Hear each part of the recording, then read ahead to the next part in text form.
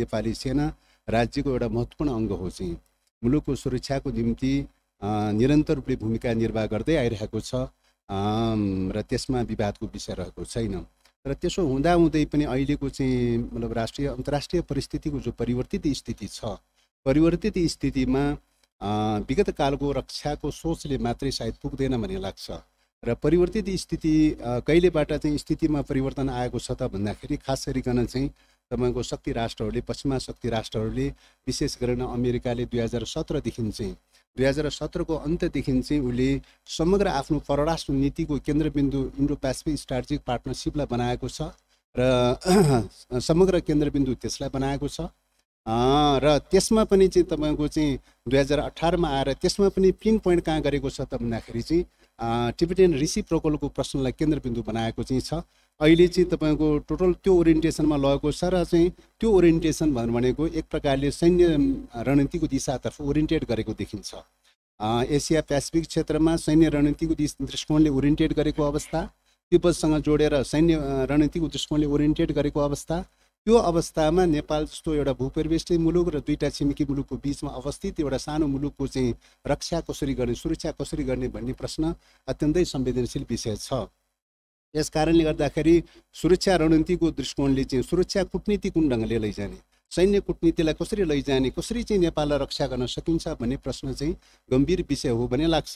त्यसो भएको हुनाले यसरी हेर्दाखेरि चाहिँ अब अहिले पछिल्लो समयमा चाहिँ हेर्दाखेरि तपाईको चाहिँ अब के अरे अमेरिकी स्ट्राटेजीको हिसाबले हेर्दाखेरि चाहिँ आइपिएस को क्षेत्रमा मुख्यतः चाहिँ सैन्य गठबन्धन गर्ने प्रक्रियामा नै अग्रसर देखिन्छ।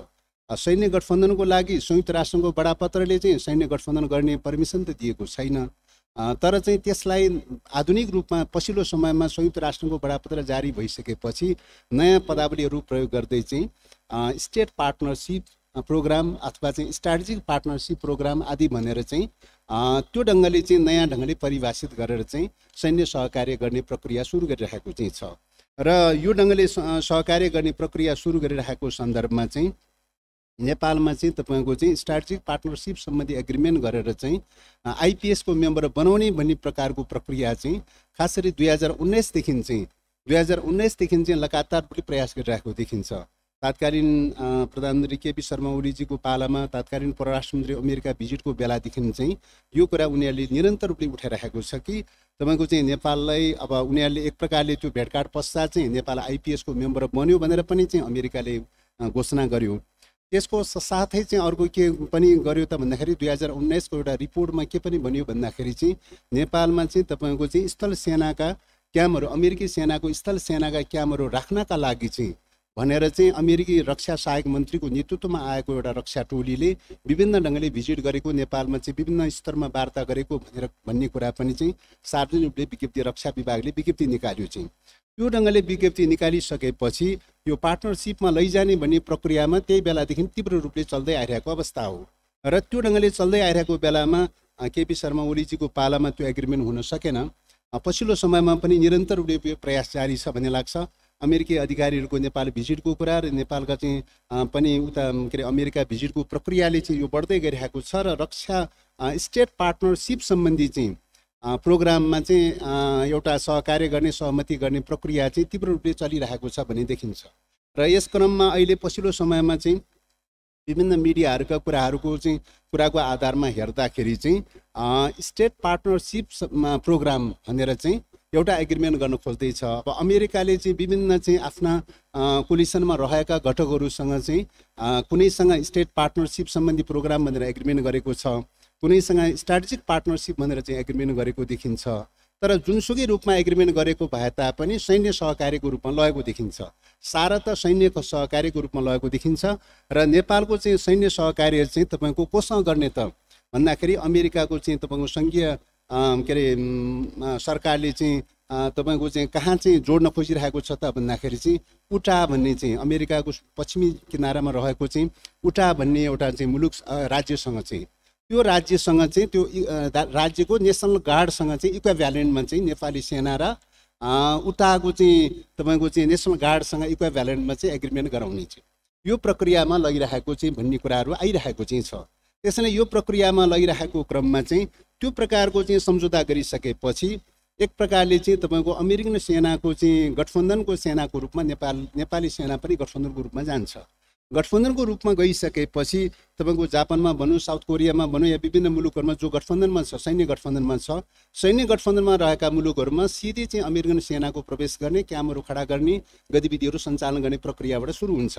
अब नेपालको अवस्था चाहिँ तपाईँको दुईटा छिमेकी मुलुकको बिचमा अवस्थित रहेको चाहिँ एउटा सानो भूपृष्ठीय मुलुक, त यस्तो संवेदनशील अवस्थामा रहेको स्थितिमा तपाईँको पश्चिमाको सेनाको उपस्थिति यहाँ हुने, यहाँ प्रवेश हुने र सैन्य गठबन्धनमा जाने स्थिति हुने बित्तिकै चाहिँ नेपालको स्थिति गम्भीर र भयावह स्थिति हुन सक्ने खतरा देखिन्छ।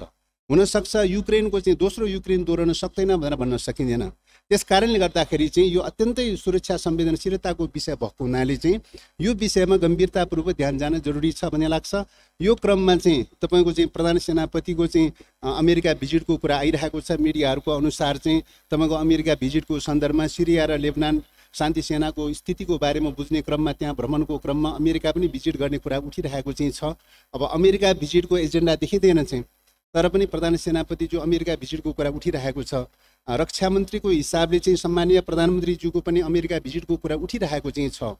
त्यस कारणले गर्दाखेरि अहिले यो स्थितिमा चाहिँ पहिलो कुरा त चाहिँ तपाईँको यो भिजिट नै त्यो आवश्यक छैन भन्ने लाग्छ। अहिलेको सुरक्षा संवेदनशीलतालाई ध्यानमा राखेर, राष्ट्रिय सुरक्षा संवेदनशीलतालाई ध्यानमा राखेर चाहिँ यो भिजिटका कार्यक्रमहरू स्थगित गर्नलाई म गम्भीरतापूर्वक हार्दिक आग्रह गर्न चाहन्छु। सम्मानीय प्रधानमन्त्रीज्यूको चाहिँ भिजिटको सन्दर्भमा पनि, प्रधान सेनापतिको भिजिटको सन्दर्भमा पनि चाहिँ स्थगित गर्नलाई आग्रह गर्न चाहन्छु। हो, द्विपक्षीय मुलुकको बिचको चाहिँ सम्बन्ध छ, दौत्य सम्बन्ध छ, भिजिटहरू हुनसक्छ, औपचारिक भिजिटहरू आदान प्रदान हुनसक्छ, त्यसलाई हामी अन्यथा मान्दैनौँ र गर्नु पनि पर्छ।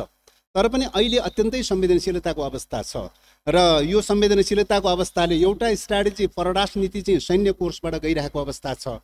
हाम्रो परराष्ट्र नीति चाहिँ तपाईँको शान्तिपूर्ण कोर्सबाट लानुपर्ने अवस्था छ। शान्तिपूर्ण रूपले लानुपर्ने अवस्था र सैन्य कोर्सबाट जाने अवस्थाको चाहिँ दुईटा बिचको चाहिँ परराष्ट्र नीतिमा जो कन्ट्रोभर्सियल छ, यो कन्ट्रोभर्सियलले गर्दाखेरि चाहिँ हामीले असमानता पञ्चशीलको सिद्धान्तलाई मेन्टेन गर्नलाई कठिन हुन सक्छ। त्यस कारणले गर्दाखेरि चाहिँ मुलुकको राष्ट्रिय अस्मितालाई रक्षा गर्नलाई कठिन हुन सक्ने अवस्थालाई ध्यानमा राखेर, यो सुरक्षा संवेदनशीलतालाई ध्यानमा राखेर पहिलो कुरा त भिजिट गर्नै हुँदैन।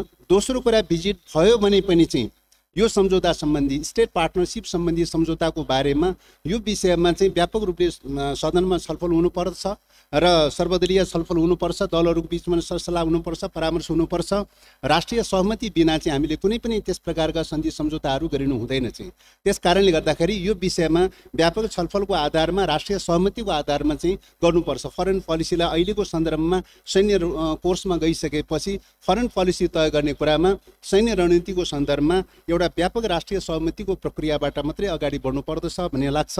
त्यस कारणले गर्दाखेरि यो अहिलेको परिस्थितिमा त्यो ढङ्गले अगाडि बढ्नु हुँदैन भन्ने कुरामा म हार्दिक आग्रह गर्न चाहन्छु। किन त भन्दाखेरि तपाईँको चाहिँ देखिरहेका छौँ, हामीले चाहिँ चाहे क्वाडको कुरा भनौँ, आइपिएसको अतिरिक्त क्वाडको कुरा भनौँ या अङ्कुशको कुरा गरौँ, यी सबै कुराहरू चाहिँ तपाईँको फौजी रणनीति अनुसार गइरहेको अवस्था भएको हुनाले यो फौजी रणनीतिबाट हामी सजग रहनुपर्छ, सतर्क रहनु पर्दछ र नेपाललाई असंलग्न बनाउनुपर्छ, शान्तिपूर्ण ढङ्गले चाहिँ जाने प्रक्रियामा जोड दिनुपर्छ।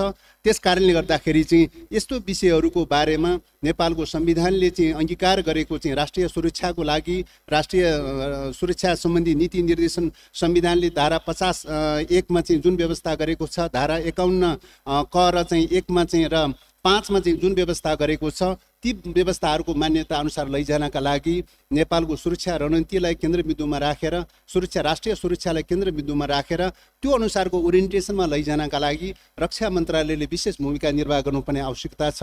त्यसैले आगामी दिनमा राष्ट्रिय सुरक्षाको प्रश्नलाई, संविधानका भावना र मर्महरूलाई ध्यानमा राखेर मुलुकको स्वाधीनताको प्रश्नलाई केन्द्रबिन्दु बनाएर रक्षा नीति सञ्चालन गर्नुपर्ने र सैन्य कूटनीतिलाई सञ्चालन गर्नुपर्ने आवश्यकतातर्फ ध्यान आकर्षण गराउँदै आफ्ना सुझावहरू यिनै टुङ्ग्याउन चाहन्छु। धन्यवाद।